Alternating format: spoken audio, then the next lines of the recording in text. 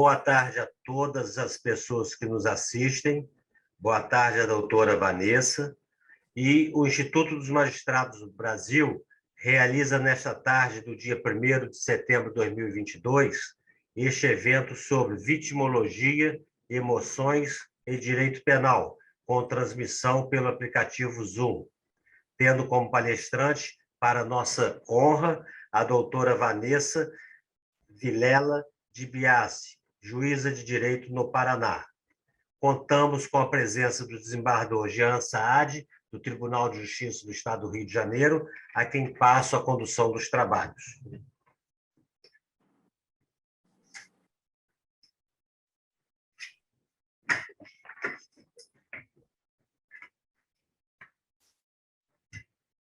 Agradeço ao desembargador Peterson Barroso Simão a gentileza, não é, em realizar esse evento, e quero também agradecer à doutora Vanessa, que vai nos brindar com um ensinamento muito relevante para aqueles que estão sempre militando no mundo jurídico, que é a questão da vitimologia, um tema pouco tratado à luz do direito penal. A vitimologia consiste no estudo da vítima, no que se refere à sua personalidade. Então, vamos aguardar o ensinamento da doutora Vanessa. A doutora Vanessa, ela é juíza de direito na comarca de Andirá, no Paraná. Ela é doutora em Ciências Jurídicas Criminais pela Universidade de Lisboa. É investigadora também do Instituto de Investigação do Direito Penal e Ciências Criminais da Faculdade de Direito de Lisboa, da Universidade de Lisboa, melhor dizendo. É mestre em Ciências Jurídicas pela Universidade Estadual do Norte do Paraná. E, além disso, a doutora Vanessa, ela é mãe de 3 filhos lindos, não é? Que eu já vi fotografia, inclusive um cursando pós-graduação. Então, doutora Vanessa, a partir de agora a palavra é sua, seja bem-vinda à nossa casa IMB. Muito obrigada pelas gentis palavras. Gostaria de saudar inicialmente os desembargadores Peterson e Jean, em nome dos quais eu cumprimento os demais colegas que nos acompanham. Debates como os oportunizados pelo IMB contribuem para a partilha de informações e aprofundamento de questões que são de interesse, questões e temáticas que são de interesse dos operadores do direito, e isso também faz com que o Instituto demonstre que o Instituto cumpre com distinção sua missão institucional. Sinto-me, então, muito honrada e feliz com a generosidade do convite formulado pelo amigo desembargador Jean e pelo IMB, na pessoa do desembargador presidente Peterson Barroso Simão, uma vez que o tema sugerido trata de assuntos que me são muito caros. Primeiro, o direito penal, com o qual atuo desde o início da minha carreira, há quase 24 anos, a vitimologia, que foi objeto dos meus estudos na dissertação do mestrado, e as emoções que permearam a minha investigação no doutorado em todos os sentidos, como objeto de pesquisa e como vivência de grandes emoções para conseguir terminar e para conseguir concluir com êxito o doutorado. Bom, a proposta da nossa conversa é apresentar singelamente algumas questões e, se possível, instigar algumas reflexões. Abordaremos especialmente o homicídio praticado sob violenta emoção, após a injusta provocação da vítima, mas não relacionado a questões de gênero ou violência doméstica, ou seja, convidamos a pensar um velho problema sob uma nova perspectiva. Trataremos, então, de situações excepcionalmente anormais, nas quais verifica-se a intensidade do conflito estabelecido na relação emocional entre o autor do fato e a vítima, que se dispõe num processo complexo, desencadeante de um conflito violento, cujo desfecho é o homicídio. Nossa discussão será dividida em 3 eixos principais. O primeiro tratará de um breve discurso sobre a influência da vítima enquanto elemento-chave da prática do crime. O segundo tratará sobre a compreensão das emoções, sem distingui-la de sentimentos, mas relacionando ao seu influxo sobre o estado mental do autor do crime. E, finalmente, trataremos sobre contributos de outras ciências e algumas perspectivas a partir dessa interlocução na interdisciplinariedade. Nas palavras de Martha Nussbaum, o direito sem o componente emocional é praticamente inconcebível. Questões afetas à culpabilidade e à ideia de responsabilização do sujeito por seus atos permanecem entre os mais debatidos até a presente data na teoria do delito. Abundantes são as discussões a respeito das emoções em busca da compreensão do ser humano a partir do seu reconhecimento como um conjunto complexo e indissociável, que é impulsionada a prática de crimes por amor, por ódio, por ira, por ciúmes, tônica que é explorada tanto na literatura científica como na não científica igualmente. Assim, o estudo do papel das emoções presentes nessa conduta criminosa do agente com a decorrente investigação de seus efeitos no comportamento, no processo de raciocínio e também nas decisões, é de extrema importância para uma mudança dialética com vistas ao desenvolvimento de respostas jurídicas mais justas. Contudo, a doutrina, como bem asseverou o desembargador Jean, tanto a doutrina como a jurisprudência brasileiras pouco têm discutido a respeito da relevância das emoções para o direito penal. E, então, a partir da minha vivência como magistrada, enfrentando casos como esses que envolvem a nossa temática aqui em minha apresentação, eu percebi a importância de retomar essa discussão a respeito da violenta emoção, que há décadas assenta-se sobre uma justificativa de consolidação do pensamento e, portanto, uma consolidação da jurisprudência como consequência, e ao nosso sentir, esse pensamento, essa justificativa é incoerente na medida em que o direito, enquanto reflexo de sociedade, não é estático. Ele modifica-se, evolui e está em constantes transformações. Questões referentes, então, às emoções, especialmente no campo da culpabilidade, revelam uma certa estigmatização que não permite a sua análise como um problema de decisão.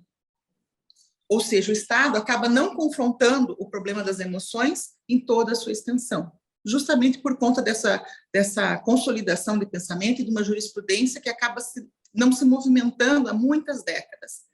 Mas antes de tratarmos sobre isso, vamos explorar brevemente a vitimologia e a vítima dogmática. Se entendemos que a justiça é relacional, ela diz respeito a autores e vítimas, por óbvio, e a relação que se estabelece entre eles. Assim, uma análise voltada para o ponto central do delito, sob a ótica dos seus autores, torna inafastável a ponderação acerca da contribuição da vítima para a ocorrência do crime. E esse viés é tão antigo quanto a própria existência do homem, como, por exemplo, eu posso citar o Código de Hammurabi, que já previa castigos tomando em consideração o autor do fato e a vítima. A vítima, contudo, teve, no início, a vítima como sujeito principal do delito, teve o seu status de protagonista na denominada época da Idade do Ouro, nas quais, nos primórdios da civilização, a fase da vingança, ou da justiça privada, ou do olho por olho, dente por dente, é a que prevalecia. A partir do surgimento das primeiras organizações,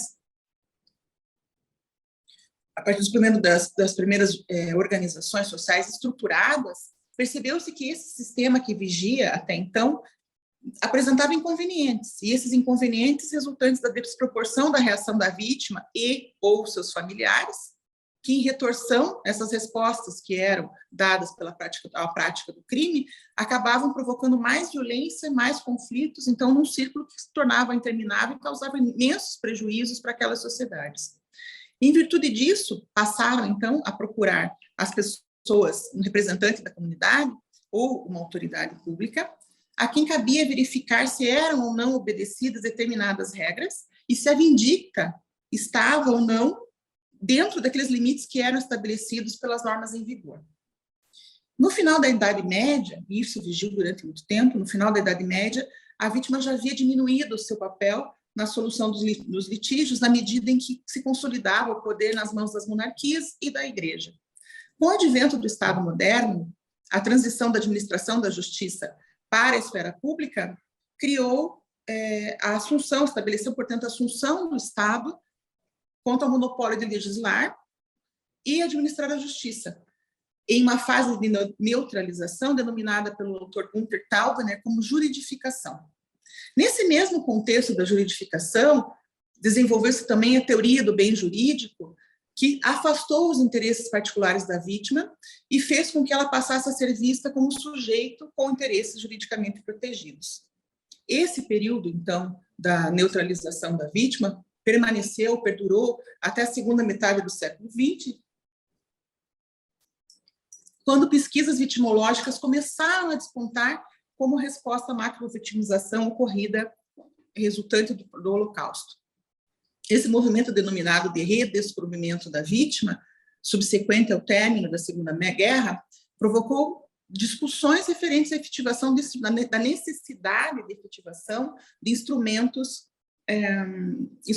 eficazes à tutela dos direitos fundamentais, gerando a formalização de declarações, convenções e pactos que finalmente foram positivados na Declaração Universal dos Direitos Humanos. A partir daí, dezenas de trabalhos sobre vitimologia foram desenvolvidos no período, entre os quais eu destaco dois, em especial, do autor Benjamin Mendelssohn e do von Henting. Eles apresentaram, então, tipologias referentes às vítimas e acabaram sendo objeto de diversas críticas, especialmente por movimentos feministas que rechaçavam essas tendências, segundo esses movimentos, reveladas de culpar a mulher, os movimentos blame the victim. Em que pesem tais críticas, a abordagem tipológica acabou permitindo uma modificação no pensamento, no sentido de buscar uma compreensão do papel exercido pela vítima como sujeito de postura ativa na prática do fato criminoso e não mais reconhecendo apenas como vítima, numa posição mais passiva, e reconhecendo, então, a sua capacidade de influenciar o próprio delito. É de se destacar também que, nesse mesmo período, o movimento vitimológico acabou influenciando, inclusive, a criminologia, o estudo da criminologia tradicional, que antigamente voltava-se, anterior a essa fase, voltava-se ao estudo do delinquente e da vítima. A partir desses movimentos vitimológicos, percebeu-se, então, a importância da vítima nessa conjuntura criminal e, ao mesmo tempo, iniciou, portanto, um período, na década dos anos 60, iniciando estudos baseados no denominado interacionismo, o labeling approach, que todo mundo já teve contato quando estudou criminologia. Conquanto esses estudos dos movimentos vitimológicos direcionavam-se especialmente para a contribuição da vítima na prática do delito, mas com vistas à fixação de pena, as pesquisas acabaram se ampliando e compreendendo o crime como um processo muito mais complexo, que envolvia, além de autor, vítima, aspectos interdisciplinares, sociais. Isso o desenvolvimento de outras teorias cujos enfoques voltaram-se à denominada precipitação da vítima, que concentrou seus estudos na participação da gênese do fato criminoso. Nessa linha da precipitação da vítima, esse termo de crime precipitado pela vítima foi cunhado pelo autor Martin Wolfgang, que buscou aplicar essa ideia, então, da participação da vítima no crime, em estudo realizado por ele, de homicídios ocorridos na Flórida, na Filadélfia, e nos quais ele identificou nesses homicídios que a vítima teria agido como um precipitador direto e positivo do crime. E isso porque, segundo ele aponta nos seus estudos, a vítima foi quem primeiro deu início à interação e recorreu à força contra o seu subsequente assassino. Então, por isso que ele denominou de crime precipitado pela vítima. Seguindo uma perspectiva mais ampla, a vítima dogmática acabou tendo assim, um grande desenvolvimento na doutrina alemã e que até hoje produz um extenso volume de pesquisas e colocou acento no comportamento da vítima como elemento-chave para a prática do crime, promovendo embates doutrinários, então, acerca das ações do ofendido com os casos de exclusão da antijudicialidade ou também da culpabilidade do agente, e até mesmo a atenuação da pena, distanciando-se, então, daquelas pesquisas inicialmente levadas à frente pela vitimologia, que buscavam, então, medidas reparatórias. Também, a vitimologia tem essa função das medidas reparatórias, e a vítima dogmática tem uma outra, ela ampliou esse aspecto em relação à vítima. Severas críticas também foram firmadas em relação aos estudos vitimodogmáticos, especialmente quanto à possibilidade de ocasionar fenômenos negativos, como, por exemplo, propiciar inversão de responsabilização das vítimas, risco de inversão dos papéis a partir do momento que a vítima se torna protagonista dessa defesa dos seus interesses, e isso poderia, segundo esses críticos, levar a uma revitimização, ou vitimização secundária, e, além disso, uma volta da vingança privada. Então, esses debates ocorridos a partir desses movimentos vítima-dogmáticos, trouxeram à tona também a necessidade de discussões político-criminais sobre esse enfoque.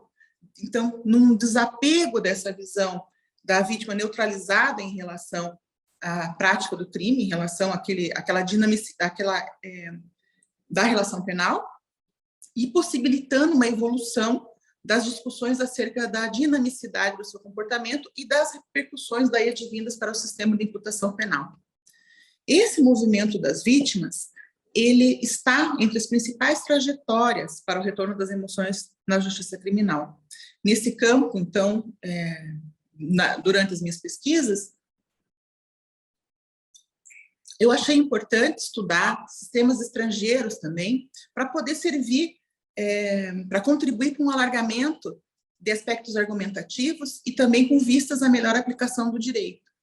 E aqui eu foquei na doutrina da provocação, especialmente em relação aos Estados Unidos e à Inglaterra e aos países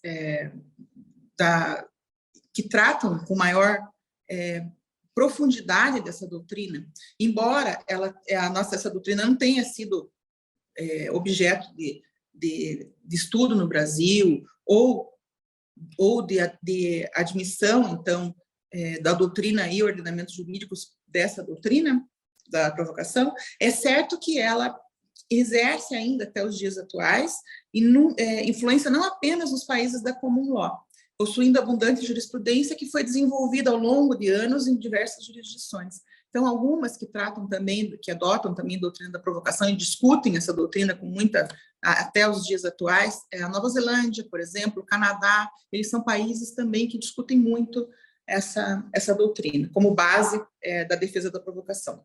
Essa doutrina, então, aflorou na Inglaterra como base, como tese de defesa nos homicídios que eram praticados entre os séculos XVI e XVII, com fundamento de um certo código de honra. Esse código de honra era fundamentado na conduta da vítima, então levava-se em consideração o que a vítima havia feito, provocado no autor do crime, com a convicção de que o acusado se tornava tão sujeitado à paixão que a sua capacidade de raciocinar e exercer julgamentos era temporariamente suspensa. Então, por isso que a doutrina da provocação na Inglaterra era conhecida como teoria da doutrina do calor da paixão. A partir do século XIX, o foco deixa de ser, então, a ilicitude da conduta da vítima e passa a ser a perda do autocontrole, com vistas a reduzir essa culpabilidade do acusado, modificando, então, uma situação que antes era tratada como justificação, passando a ser tratada como desculpa parcial. Essa desculpa parcial passa, então, com esse foco, com essa mudança de foco que existe até os dias atuais no sistema da common law, como desculpa parcial é o que tem prevalecido. Eu acho interessante mencionar que essa ideia, então, do homem razoável, que também era uma das bases para análise da doutrina da provocação, tratado por nós como homem médio, em 1869, no caso Regina versus Welch, foi introduzido esse conceito do homem razoável como referência para medir a reação do réu à provocação e como incentivo da proporcionalidade. Contudo, a provocação, na verdade, teve como primeiro caso discutido em 1837, numa situação que não se tratava da provocação do direito penal, mas de uma responsabilização a respeito do incêndio num palheiro. Então, foi a primeira vez que foi discutida essa ideia do homem razoável e que foi adotada por a maioria das jurisdições. A partir do século XX, essa doutrina ela passa a ter como baliza a perda do autocontrole, deslocando o eixo para essa análise da razoabilidade da perda do autocontrole e menos quanto à natureza da provocação. Inclusive, eles criaram um inquérito da razoabilidade, que foi chamado de inquérito da razoabilidade, para verificar, no caso concreto, se aquela ação, então, seria ou não razoável diante do fato ocorrido. Sob influência também da Common Law, a maioria das jurisdições dos Estados Unidos, elas mantiveram a doutrina da provocação em algumas de suas versões, sobressaindo-se a posição majoritária, que a sustenta como desculpa parcial e que permite a distinção entre os homicídios, os assassinatos intencionais, né, e os homicídios culposos. Essa doutrina americana, ela considera 3 características para a defesa baseada na provocação, que são 3 características principais. Primeiro, o homicídio tem que ter ocorrido no calor da paixão, a provocação deve ser adequada, e permite também, como terceiro ponto, uma análise das características individuais do réu sob o fundamento que a raiva nos torna menos capazes. Contudo, como adota a doutrina americana, ela adota a posição da desculpa parcial, não há uma exoneração da ação do réu. Nesse contexto, então, de estudo a respeito dessas mudanças ocorridas tanto na jurisdição inglesa como na jurisdição americana, aliada à verificação da densa abordagem presente na agenda dessas jurisdições até os dias atuais, porque a discussão sobre a doutrina da provocação permanece até agora, não há nada definido, nada sacramentado. Demonstram, assim, especial ênfase à pesquisa acerca da capacidade e compreensão do estado emocional do agente, em resposta àquele incidente provocante, para a construção do fundamento das sanções penais. Feita essa comparação entre as jurisdições americana e inglesa, nós percebemos que o cenário no Brasil, descortinado a respeito desses temas, foi completamente diferente. O Código de 1890 dispunha acerca do reconhecimento da inimputabilidade do agente que se encontrasse em completa privação dos sentidos e de inteligência quando do cometimento do crime. Essa disposição teve influência do Código Bávaro de 1813 e recebeu muitas censuras sob o fundamento de que seria uma porta aberta e franca para as absolvições mais vergonhosas, segundo o autor Antônio Bento de Faria. Os códigos, então, de 1830 e 1890 não faziam referência à emoção em seus textos, contudo, o estado emocional aliado à provocação passou a integrar o Código Penal de 1940 e foi mantido pela reforma de 84, com a ressalva de que isoladamente paixão e emoção não excluem a responsabilidade penal e que os estados emocionais podem funcionar como atenuante ou causa especial de diminuição da pena, desde que a provocação seja injusta e imediata. Pois bem, os argumentos utilizados para essa alteração em 1940 fundaram-se principalmente sobre 3 pilares. Primeiro, razões de política criminal. Segundo, a aplicação da teoria da actio libera in causa. E a possibilidade de contenção da emoção em sua fase nascente. E fundamentos utilizados em 1940, que ao nosso sentir não se sustentam, como veremos a seguir. No que se refere às questões de política criminal, percebe-se que houve uma forte influência dos meios de comunicação da época e não há dados estatísticos confiáveis ou estudos aprofundados a respeito. Se entendemos, se aceitamos uma política criminal levada a sério, nós vamos entender a necessidade de que essa política criminal tenha um papel transformador e em conexão com a realidade. E, nesse caso, a alteração foi realizada sob o influxo dos meios de comunicação sobre a opinião pública, sem debates, dados reais ou medidas que fossem direcionadas a qualquer mudança. Esse foi um ponto. O segundo ponto para a alteração, alguns autores defenderam como justificação a adoção da teoria da actio libera in causa, sob o fundamento de que, no nascer das emoções, no início das emoções, seria possível ao agente controlá-la, desde que ele tivesse uma disciplina. E, nosso entender, essa justificativa também não é aceitável.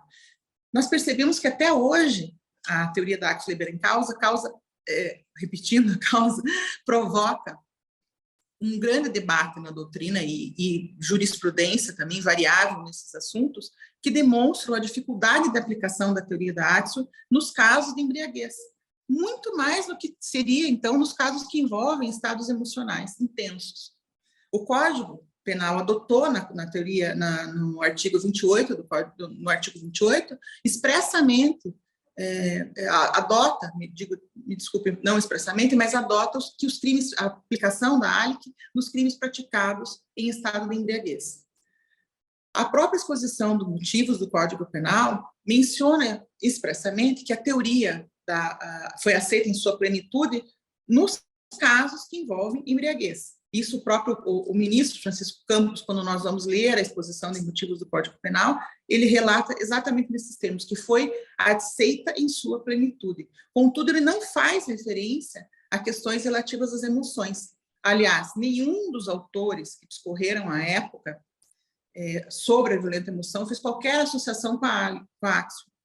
Então, se entendemos que a ALIC exige que o autor queira ou possa prever um resultado no estado emocional, entendemos que não é possível que alguém procure voluntariamente ou mesmo culposamente entrar em determinado estado emocional intenso e que, se nós aceitamos que é possível imaginar que a pessoa consegue fazer isso ou presumir-se, melhor ainda, que ela consiga dolosamente ou culposamente entrar em determinado estado emocional, me parece que nós estamos seguindo realmente uma responsabilização objetiva em relação a esse autor. Na seara dos crimes cometidos nos estados passionais intensos, com exceção dos configuradores de patologia, o Código Penal restringe a emoção e paixão como causas excludentes da imputabilidade, porque não acarretariam a perda completa da capacidade evolutiva do autor. A legislação e as doutrinas brasileiras não fazem ressalva, quando trata de emoção, entre emoções astênicas ou emoções estênicas, como propulsora da ação desse agente, aceitando, então, que nessa condição ele comete que qualquer emoção intensa, portanto, pode dominar o autor e que nessa condição ele pratica o homicídio. No que se refere à submissão do agente ao estado passional, nós dedicamos nosso estudo, dentre várias emoções possíveis, a raiva e ao medo. E nos possibilitou esse estudo reconhecer, então, uma existência de uma interligação funcional entre raiva e medo, quanto ao prejuízo causado ao raciocínio do agente no momento do crime, e que também eles se manifestam de maneira diversa entre as pessoas, de maneira desiguais. Veja-se, então, que sobre esse ângulo, outro ponto de discussão muito presente, que nós temos uma pesquisa muito extensa e muitos autores tratando sobre o homem médio. Então, esse critério do homem médio ele não seria suficiente para resolver esse problema na medida em que ele desconsidera a condição pessoal do autor, atuando apenas, ao nosso ver, como um referencial, como um parâmetro do que é minimamente aceitável para excluir as situações que são absurdas, mas que ele não pode ser visto como um critério exclusivo. Nesse contexto, também reconhecemos que situações emocionais intensas, elas são capazes de conduzir à diminuição ou à limitação da capacidade do agente de compreensão de seus atos, e que essas reações podem ser desencadeadas por eventos ou provocações cumulativas, possuindo efeitos persistentes. Isso é muito comum naquelas situações em que nós temos medo, em que a pessoa vem, ela vivencia situações cumulativas e que em determinado ponto ela explode e acaba muitas vezes provocando o crime. Algumas pessoas dizem que o medo não poderia ser levado em consideração como uma desses fundamentos possíveis para essa situação de emoção intensa e que faz com que o autor perca a sua capacidade de perceber o momento em que ele vive, porque o medo teria como reação a diminuição da reação do autor. Mas isso não é uma situação que a gente vê nem na prática e nem em estudos que tratam especificamente de psicologia e neurociências, que nós vamos tratar um pouquinho mais à frente. Nenhum desses estudos confirmam que isso seja como uma regra absoluta. Portanto, existem pessoas que, a partir do medo, chegam numa explosão de raiva e praticam o crime. Por isso, essa interligação entre medo e raiva. As críticas que se direcionam a esse posicionamento da aceitação desses estados emocionais, eu quero deixar claro que aqui nós não fazemos, então, uma distinção entre emoção e paixão, novamente, vou usar o termo genérico como estados emocionais. Essas críticas acabam direcionando-se ao fato de que elas não seriam passíveis, essas emoções, tanto a raiva quanto o medo, de criarem uma incapacidade do autor, e que o autocontrole, como é uma exigência normativa, não poderia ser avaliado individualmente. Nesse aspecto, nós nos filiamos à posição defendida pelo professor Zaffaroni, entre outros autores, quanto à possibilidade de que medo e ira sejam incluídos como móveis em situação de perturbação gravíssima de consciência. E, ao nosso ver, qualquer abordagem mais rígida, em parâmetros mais rígidos, acaba impedindo a compatibilização da violenta emoção com o princípio da culpabilidade. Por isso que, no início, na introdução da minha fala, eu menciono que o direito, que o Estado não confronta as emoções, justamente sobre esse palo de que são normas, há uma normatização a respeito do assunto e que, portanto, não há como se imaginar abordagem caso a caso, a abordagem no estudo do caso concreto. Investigadores, nas últimas décadas, passaram também a demonstrar interesse no aspecto cognitivo das emoções em confronto com aquela ideia cartesiana difundida no pensamento popular da oposição entre a razão e a paixão, que buscava apenas o estudo das emoções em termos físicos, ignorando, então, elementos de julgamento. Mas eu acho improvável desconsiderar que a ira e o medo fazem parte desse mosaico que é composto do ser humano e que elas se desenvolvem de maneira desigual em cada indivíduo e que podem, inclusive, impedir ou limitar a sua compreensão em situações extremas. Essas situações, então, podem configurar os denominados transtornos ou perturbações da consciência que afetam a racionalidade do atuar humano. Essa relação das emoções sempre foi vista pelo direito penal como uma relação muito perigosa, mas nós precisamos repensar o ser humano, ou pensar o ser humano, em todas as suas dimensões, uma visão reflexiva, em uma investigação humanista. E assim nós propomos repensar o direito penal nesses termos, com o auxílio de novas abordagens. E aqui eu me dediquei especialmente em três fontes, para essa interdisciplinaridade. A primeira foi a filosofia, a segunda foi a psicologia e, finalmente, as neurociências. As teorias filosóficas contemporâneas partem da convicção que não é possível compreender a existência do homem sem considerar sua experiência emocional. E acabam se dirigindo, então, em duas linhas de investigações relacionadas a aspectos qualitativos, incluindo-se definições baseadas na experiência corporal e cognitiva, que tratam do substrato de juízos e desejos como parte ativa das emoções, além de vertentes que defendem um pensamento interdisciplinar do pensamento filosófico e pesquisas científicas. Esses debates estão também presentes na psicologia como reflexo da abrangência de seu campo de investigação, que propiciam múltiplas perspectivas de interpelação das emoções em busca de uma maior compreensão do ser humano e de seus estados mentais. A partir da intensa polêmica, eu acho interessante mencionar também que somente no século XIX a psicologia se distanciou da filosofia, elas caminharam juntas até o século XIX, somente no século XIX elas se separaram. E a psicologia tornou-se ciência, reconhecida como uma ciência, apenas no século XVIII.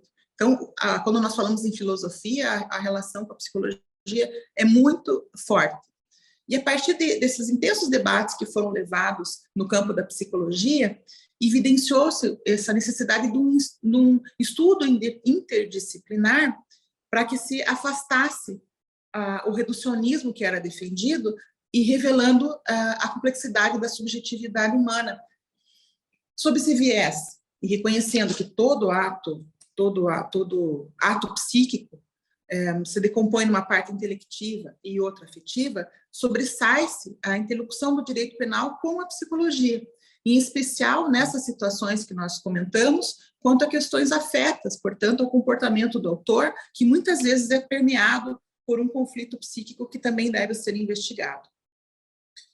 O avanço dos métodos especializados ocorrido no século XX oportunizou as neurociências o direcionamento de estudos que antes ficavam só na parte teórica, voltados para as emoções e suas implicações para o indivíduo enquanto uma unidade integrada, e permitiu, então, distanciar-se daquele dualismo cartesiano mente-cérebro na busca de caminhos para a compreensão do ser humano e sua totalidade. Essas investigações e esse progresso permitiu, então, uma expansão de investigações científicas e técnicas de escaneamento do cérebro, reflexões antes que eram voltadas apenas para o campo filosófico e ganharam força para ser exploradas também pelas neurociências, suscitando debates acerca de questões afetas à justiça criminal, inclusive a remodelação da estrutura dogmática, afeta a responsabilidade penal, e questões éticas também daí advindas. Dentre os opositores mais ferrenhos a essa ideia da neurolaw, que é uma corrente forte, já existente, e que estuda justamente essa possível influência das neurociências para o direito e para a responsabilização do agente, o professor Hassler, ele fala que nós não podemos cair no canto das sereias. A neurociência seria um anúncio de um canto de sereia que não tem uma base epistemológica forte, não há como ser comprovadas essas pesquisas que são realizadas, então ele se opõe muito em relação a isso. Nós aqui nos posicionamos como vamos debater um pouquinho à frente, numa posição de meio termo de aproveitamento dessas pesquisas e de todos os avanços tecnológicos para o direito penal, respeitando, obviamente, questões éticas afetas a essa responsabilidade criminal, evitando-se a denominada invasão do cérebro de uma maneira que não respeita, então, essas condições. E quem se posiciona, e eu recomendo quem tiver interesse em estudar um pouco mais sobre neurociências, para início, um livro do professor Eduardo Demétrio Crespo, que trata sobre neurociências e direito penal. É um livro muito interessante que traz vários estudos em relação a autores, e ele tem já há muitos anos ele pesquisa essa interligação, então, entre neurociências e direito penal. Então, a partir dessa abordagem integradora, eu entendo que percebe-se que o direito pode, sim, beneficiar-se desses avanços proporcionados pelas neurociências ao permitir um diálogo aproximado entre esses saberes para a compreensão do ser humano. Aqui eu vou mencionar também sobre a existência de julgamentos com base em neurociências, e em especial um que foi muito famoso na época, já é um processo antigo, o processo da tentativa de assassinato do presidente Reagan. Lá naquele processo foi utilizado o escaneamento cerebral, e tem várias outras situações, baseado então nessas pesquisas das neurociências. E aí, nesse aspecto, é muito rico, assim, os pesquisadores americanos têm desenvolvido muita coisa nessa área que vale a pena. Então, de estudos de emoções, desde reações de jurados, eles estudam reação de jurados a fotos apresentadas em júri, qual é a parte emocional do juiz, o que ele pode influenciar nesse julgamento. Então, tem pesquisas interessantíssimas e uma pesquisa muito vasta nesse campo. Nesse horizonte, então, a complexidade da experiência emocional é evidenciada pela existência de diversos modelos teóricos e que acabam demonstrando, tanto na psicologia, na filosofia e nas neurociências, essas pesquisas demonstram, então, que a dinâmica emocional não se desenvolve da mesma maneira entre os indivíduos. A partir, então, dessas reflexões, nós entendemos que esse dispositivo previsto no homicídio praticado sobre violenta emoção, ele é incoerente, já que ele desconsidera que uma situação emocional intensa e excepcional pode configurar a denominada perturbação mental profunda, ainda que não patológica. De acordo com o que defendemos na tese, a correção desse desvio permite a realização da perícia do autor nessas situações e viabiliza-se a análise da sua condição mental no momento do crime e, por consequência, requisitos para atribuição de sua responsabilidade criminal como providência para a plena consagração do princípio da culpabilidade. Ao nosso sentir, essas situações emotivas intensas são capazes de causar um transtorno transitório que se equipara a distúrbios mentais e, portanto, teriam que ser verificados por intermédio da perícia. Tudo isso que eu estou falando, por certo, se refere à primeira fase do processo, na fase de instrução, por óbvio, porque quando o processo já é levado a plenário, é possível que o advogado alegue tudo isso que eu estou dizendo e que requer a absolvição do acusado naquele terceiro requisito que se absolve o réu. Então, as discussões têm que ser tratadas numa dialética na instrução do processo, na primeira fase do rito de júri, que é o que nós estamos tratando agora. Se nós gostaria também de asseverar que essas colocações e conclusões de mudança do código nesse aspecto não se defende, então, que a perda do autocontrole é uma coisa frequente ou esperada em todas as pessoas, mas que a influência dos estados emocionais torna, então, o exercício da capacidade e escolha do agente mais difícil. Visto dessa maneira e afastando-se daquela ideia dos agentes idealmente controlados, nós percebemos a dificuldade em manter uma dinâmica emocional num padrão rígido, considerando esse extenso universo que permeia os estados emocionais. Considerando a trajetória e sugestões consistentes em todas essas investigações, evidencia a necessidade, elas evidenciam a necessidade, um caminho possível para integrar as emoções ao direito penal. Essa interdisciplinaridade, então, que eu falei no início. Então, nós não conseguimos entender que o sistema penal brasileiro continue alheio a essas discussões que permeiam o campo das emoções e suas consequências quanto à responsabilização dos autores de crime, de homicídio, sob sua influência. Defender um direito penal que não exista margem para questionamentos, com excessivo apego às estabilizações, ele está alheio à dinâmica que compõe o próprio sistema. E aqui eu faço, inclusive, uma analogia em que, se nós agirmos assim, nós vamos nos comportar como o personagem Chicó, que, ao ser questionado sobre algo que ele acabou de explicar, ele só respondia, não sei, só sei que foi assim, e acabava o assunto. Então, nós precisamos discutir a culpabilidade, precisamos discutir as emoções, e vou tomar a liberdade de citar o professor Tobias Barreto aqui, que no último quarto do século XIX, então eu peço licença para citá-lo na íntegra, ele já escreveu: o direito constituiria numa anomalia inexplicável ou uma espécie de disparate histórico se no meio de tudo que se move, somente ele permanecesse imóvel. Então, na medida que identificamos essas estreitas relações existentes entre direito e sociedade, percebemos que o sistema jurídico penal não pode ficar mantido encerrado e alheio ao que ocorre extramuros sob o fundamento apenas da estabilização. E essa perspectiva, então, acaba se apresentando como um impediente da cristalização do direito penal em relação a assuntos que se encontrariam sob seu abrigo.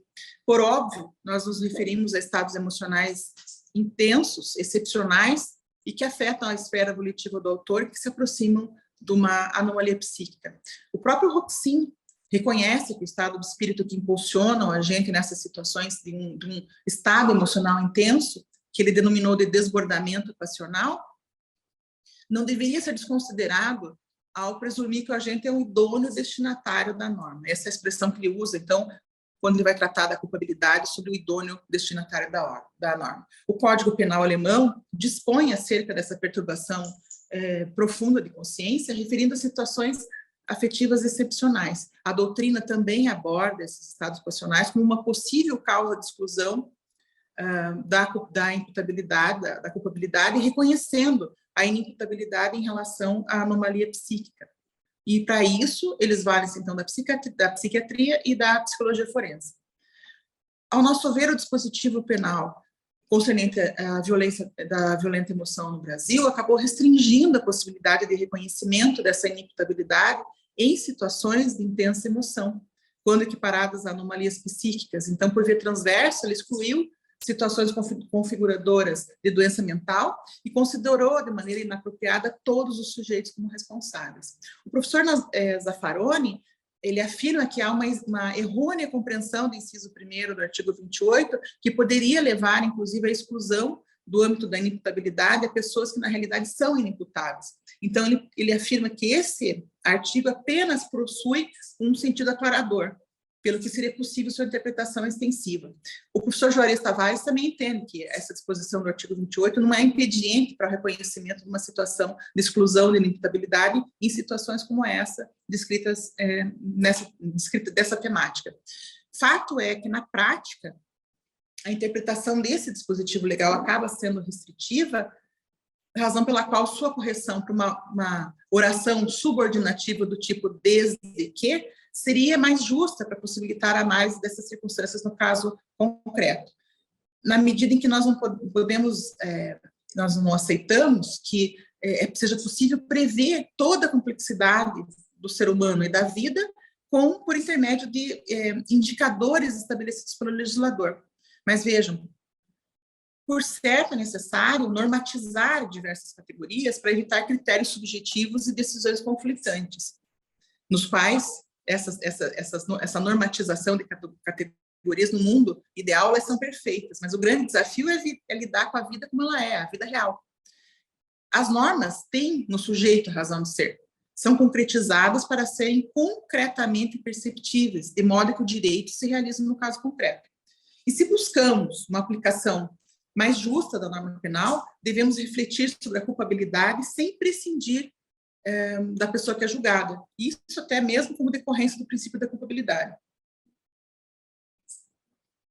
Portanto, se compreendemos a imputabilidade como capacidade penal do autor de compreensão e autodeterminação quanto ao seu comportamento, como pressuposto para o juízo de reprovação, nós não podemos tangenciar quanto ao reconhecimento que o estado de espírito que impulsiona o agressor num estado emocional intenso possui diversos componentes que não refletem a complexidade da sua natureza e, portanto, não poderiam ser desconsiderados pelo direito penal ao assumir, sob tais condições, ao presumir que o agente sob tais condições se constitui-se num idôneo destinatário da norma, como o professor Roxin já apresenta.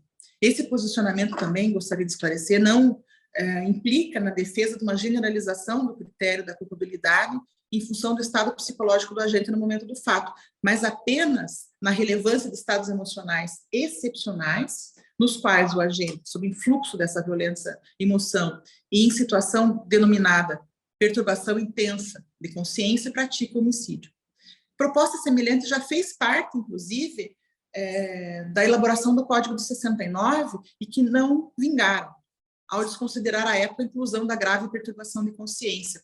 Essas disposições também foram previstas no artigo 19 do Código Penal Tipo para a América Latina, cujo texto foi redigido por Nelson Hungria e dispunha o seguinte: não é imputável quem, no momento da ação ou da omissão, não possuía, em virtude de enfermidade mental, de desenvolvimento psíquico incompleto ou retardado ou de grave perturbação da consciência, a capacidade de compreender o caráter ilícito do fato ou de determinar-se de acordo com essa compreensão.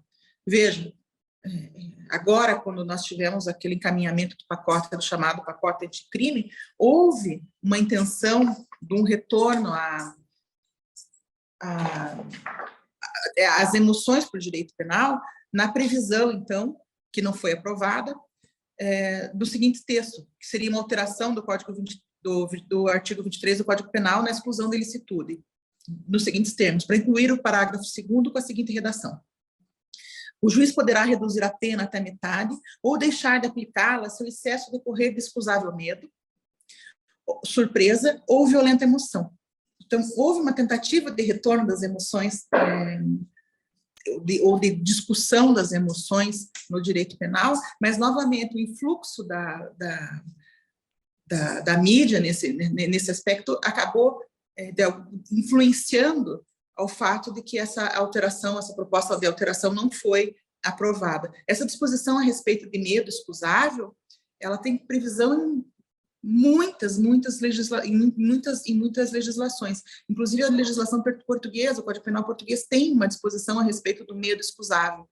E nós não temos nada sobre isso aqui no Brasil. parece-nos, portanto, que essa tentativa de conciliação dos critérios de relevância penal das emoções resulta na convergência de diversas pesquisas com o mesmo objetivo, que é o ser humano e sua diversidade. Entendo, então, que as pesquisas realizadas no campo das ciências, das neurociências e das ciências da psique, elas nos conduzem a uma consideração de que as emoções têm um fenômeno multidimensional e conclusão também de que situações intensas podem levar o agente a um estado de transtorno excepcional. Portanto, nós reconhecemos que o direito penal não deve se isolar ou recusar essas contribuições advindas desse diálogo interdisciplinar ou até mesmo transdisciplinar, sob o risco de transformá-lo em um oráculo alheio à realidade, uma dinâmica parcial normativista e não como um instrumento de regulação da conduta humana em seu tempo. São essas minhas considerações, desembargador Jean, e quem nos acompanha, desembargador Peterson também. Muito obrigada. Bom, eu tenho muito a agradecer a sua conferência, a sua palestra, foi muito abrangente, muito profunda, e tenho certeza que enriqueceu a cultura jurídica de toda a plateia. Doutora Vanessa, eu gostaria de fazer uma instigação sobre um tema que, com certeza, a senhora já conhece, mas talvez algumas pessoas ainda não conheçam, não é? E queria saber também a opinião da senhora. A senhora vê alguma confluência entre a vitimologia, tá, e a questão da chamada síndrome de Estocolmo nos delitos permanentes? Sim, total. Uma das pesquisas levadas psicológicas, né, da área da psique, ela encaminhou e teve grande influência, inclusive na própria tipologia das vítimas, ao estudar, então, essa síndrome de Estocolmo, que as pessoas já ouviram falar, e é muito abordada em filmes, inclusive, né?